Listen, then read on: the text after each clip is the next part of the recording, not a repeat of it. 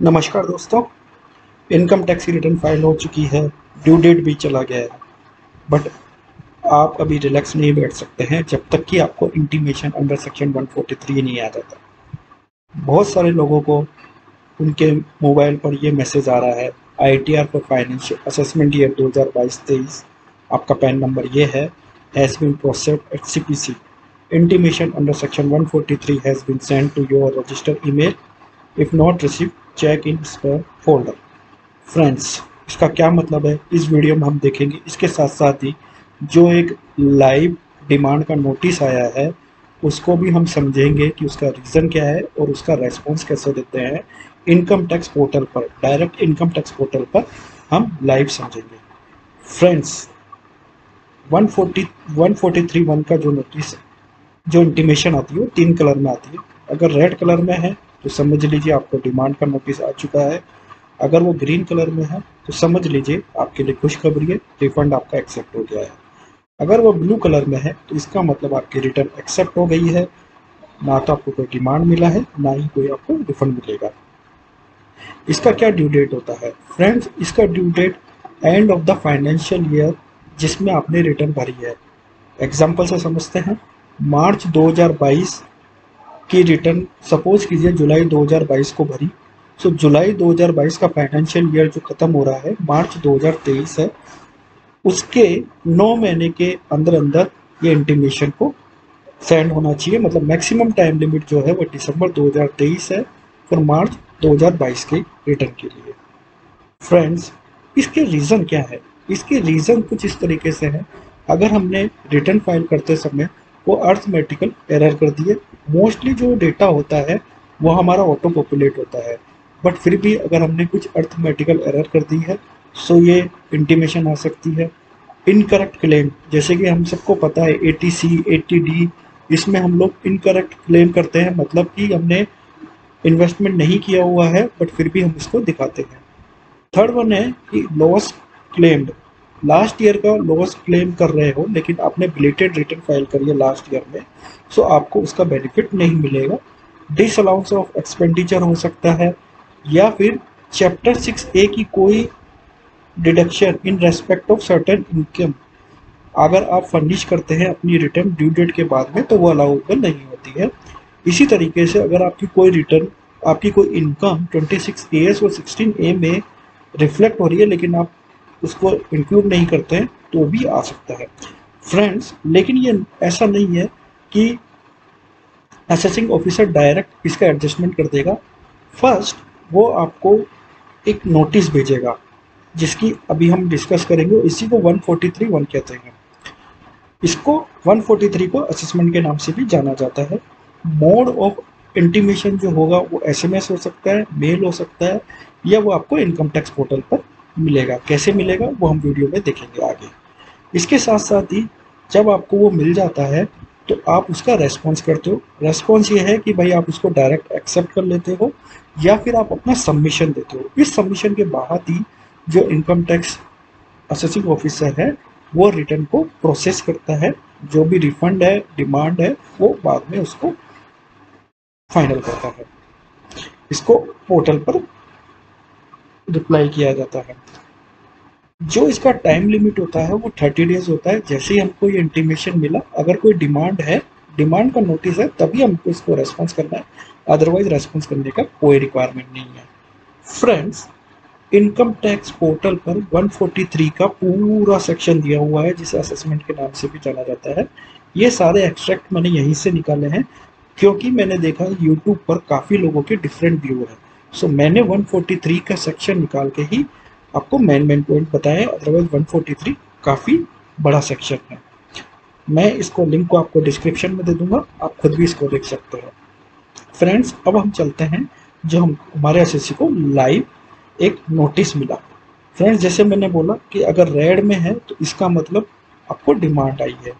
अब हम देखते हैं डिमांड में क्या है। फ्रेंड्स, ये जो रिटर्न भरी गई है उस पर्सन ने एक मिस्टेक की और जब नोटिस आया तो उसने एसएससी को बोला कि आप ये जो डिमांड है आपको भरनी ही होगी, लेकिन ऐसा नहीं है। अगर आपको कोई डिमांड का नोटिस आता है तो उसे केयरफुली पढ़िए। फ्रेंड्स, इसमें अगर आप जाएंगे तो असेसिंग ऑफिसर ने 5,880 रुपीज़ की डिमांड आपको ऊपर निकाली है। फिर वो बताता है कि ये डिमांड क्यों है। अगर हम यहाँ पर देखें, सो पहला कॉलम अगर आपको दिख रहा है, तो ये जो आपने इनकम टैक्स की रिटर्न फाइल करी है, जो उसके पर्टिकुलर्स है वो है, और ये जो है असेसिंग ऑफिसर ने डिटरमाइन किया वो है। अगर हम यहाँ पर देखें तो सब जगह सेम है। आपने जो ग्रोस सैलरी दिखाई है, परक्यूजिल्स दिखाई है, एचआरए की डिडक्शन ली है, स्टैंडर्ड डिडक्शन है, सब कुछ सेम चल रहा है।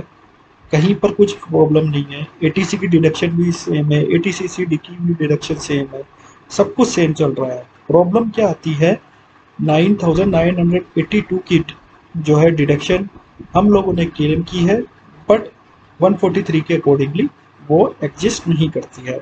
89 की डिडक्शन क्या होती है, अगर आपको कोई सैलरी एरियर्स के रूप में इस साल मिल रही है तो आपको 89 की डिडक्शन मिलेगी। लेकिन इसके लिए आपको इनकम टैक्स पोर्टल पर फॉर्म 10E फाइल करना है, जो इन्होंने at the time of return filing file ही नहीं किया, इसलिए असेसिंग ऑफिसर ने इसको रिजेक्ट कर दिया। फ्रेंड्स, अब हम चलते हैं पोर्टल पर। सपोज आपको आपको एसएमएस में भी इंटीमेशन नहीं आया, मेल पर भी इंटीमेशन नहीं आया, तो आप ई फाइल में इनकम टैक्स रिटर्न में व्यू फाइल रिटर्न में जाइए और वहाँ पर देखिए, यहाँ पर भी वो इंटीमेशन आते हैं, अभी यहाँ पर नहीं आया है। दूसरा, अगर आपको कोई नोटिस मिलता है और उसमें डिमांड अराइज होती है तो पेंडिंग ऑप्शन में जाइए और रेस्पॉन्स टू आउटस्टैंडिंग डिमांड पर क्लिक करिए। जैसे आप रेस्पॉन्स टू आउटस्टैंडिंग डिमांड पर क्लिक करेंगे, सो देखिए वही 5,880 रुपीज़ की जो डिमांड है वो यहाँ पर आ गई। फ्रेंड्स, अगर आप इससे एग्री करते हैं तो पे नाउ पे क्लिक कीजिए, आपको बैंक का ऑप्शन दिखेगा, पेमेंट कीजिए और एग्री कर दीजिए, सबमिट रेस्पॉन्स में एग्री कर दीजिए। बट अगर आप एग्री नहीं करते हैं, सो फ्रेंड्स आपको सबमिट रेस्पॉन्स में जाना है। फर्स्ट, अगर आप एग्री करते हैं, डिमांड इज करेक्ट पे क्लिक करेंगे। जैसे ही आपने पे कर दिया तो आपको बीएसआर कोड वगैरह मिलेगा, आपको यहाँ पर क्लिक करना है और आपको ये बताना है कि ऑलरेडी पेड एंड चालान है सिम। फिर आपको चालान की डिटेल डालनी है। इसमें फ्रेंड्स आउटस्टैंडिंग डिमांड सेलेक्ट कीजिए, जो भी अमाउंट का आपने पेमेंट किया वो कीजिए, BSR code, serial number, date of payment, और अगर आपको कुछ रिमार्क लिखना वो, और अपना चालान का कॉपी यहाँ पर डाल दीजिए। फ्रेंड्स, जो इसमें कोड होता है वो 400 कोड होगा, ये आप समझ के रखिए। जैसे अगर मैं आपको इस डिमांड नोटिस में दिखाऊं तो ये लोग बताते भी हैं, आपको पूरा एक डिमांड का चालान दिया जाएगा। इसके अंतर्गत आपको जो है कोड सेलेक्ट करना है और sale tax on regular assessment 400 पे करना है। फ्रेंड्स, क्योंकि मैंने जैसे बताया कि ये डिमांड हमारी डिसएग्री है, यहाँ पर मैं डिसएग्री करूँगा और यहाँ पर मैं ऐड रीज़न लिखूँगा। ऐड रीज़न में मेरे पास में जो है, मैं रेक्टिफिकेशन और रिवाइज रिटर्न फाइल करूँगा सीपीसी पे। क्यों? क्योंकि मैंने आपको बताया कि इन पर्सन ने जो, इनसे जो मिस्टेक हुई है उसमें क्या है कि इनकम टैक्स फॉर्म में फाइल इनकम टैक्स फॉर्म अगर आप करेंगे, तो यहाँ पर इन्होंने क्या किया, इनसे जो मिस्टेक हुई, इन्होंने अपना 10E जो होता है arrear salary family pension annexure 1, वो इन्होंने फाइल ही नहीं करा, जिसकी वजह से जो इनको 9,000 रुपीज़ की बेनिफिट मिल रहा था वो इनको नहीं मिला। अगर हम इसको फाइल करेंगे तो देखिए 6,201 का इनको एक बेनिफिट मिल रहा है, वो बेनिफिट असेसिंग ऑफिसर ने डिसअलाउड कर दिया। तो फ्रेंड्स, जब भी इस तरीके की नोटिस आए, हमेशा पहले उस नोटिस को समझिए, उसका रीज़न फाइंड आउट कीजिए। अगर वो वैलिड रीज़न नहीं है तो आप उसका रिप्लाई कर सकते हैं, अपनी रिटर्न को रिवाइज कर सकते हैं और रेस्पॉन्स में आप क्यों डिसएग्री है वो डिसएग्री का रीज़न सेलेक्ट कर सकते हैं। और फ्रेंड्स, अगर आपसे गलती हुई है तो उसको एक्सेप्ट कीजिए, पे कीजिए और डिमांड को ख़त्म कीजिए। डिमांड 90 डेज़ के अंदर, रिप्लाई 30 डेज़ के अंदर होना है। इस तरीके से हम 143 के इंटीमेशन को रीड कर सकते हैं। फ्रेंड्स, अगर वीडियो अच्छा लगा हो तो लाइक, शेयर और सब्सक्राइब करना ना भूलें। जय हिंद, जय भारत, धन्यवाद।